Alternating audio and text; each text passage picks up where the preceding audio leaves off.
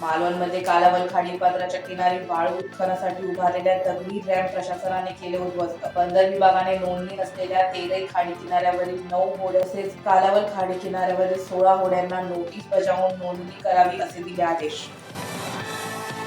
राज्यातील लाखो भाविकांचे श्रद्धास्थान असलेल्या स्वयंभू श्री देव मार्लेश्वरांची वार्षिक यात्रा मंगळवारी मारळ येथे उत्साहात पार पडली। यावेळी परिसरातील नागरिकांनी यात्रेचा आनंद लुटला।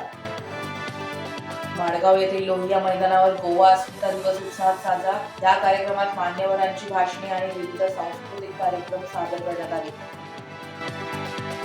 खेडमध्ये दापोली विधानसभा क्षेत्राच्या वतीने पुढे ढकलण्यात आलेल्या राज्यस्तरीय बैलगाडा शर्यत 21 जानेवारीला होणार आहे। स्पर्धा राष्ट्रवादीचे प्रदेशाध्यक्ष जयंत पाटील आणि रोहित पवार यांच्या उपस्थित होणार आहे। खेड नगरपालिकेच्या मुख्य पाणी साठवण टाकीतून पाणी सोडण्यात आले। पाणी सोडण्यात आल्याने नाल्यातील पाणी ओव्हरफ्लो झाले, त्यामुळे दुर्गंधी येऊन पाणी रस्त्यावर वाहू लागले।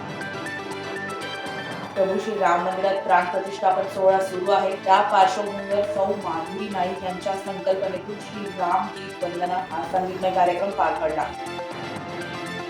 भूगोल दिनाच्या निमित्ताने भाऊसाहेब नेने महाविद्यालय जिल्हास्तरीय भूगोल साहित्य प्रदर्शनाचे आयोजन 16 ते 15 जानेवारी दरम्यान भूगोल विभागाच्या वतीने हे आयोजन करण्यात आले।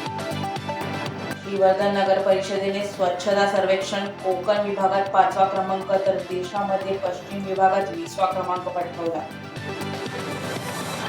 सावंतवाडी शहराच्या सौंदर्यात भर टाकणाऱ्या तलावात जलपर्णी काढण्यासाठी नगर परिषदेच्या माध्यमातून प्रयत्न सुरू आहे। या तलावात जलपर्णी खाणारे मच्छी सोडण्यात आले नसल्याने जलपर्णी वाढली आहे असे जाणकारांनी म्हटले आहे। राहुल गांधी यांनी सुरू केलेली भारत जोडो न्याय यात्रा नागालँड येथे पोहोचली आहे। येथे सभेत बोलताना राहुल गांधी यांनी देशातील लोकांना न्याय मिळवून देण्यासाठी प्रयत्न करणार असल्याचे म्हटले।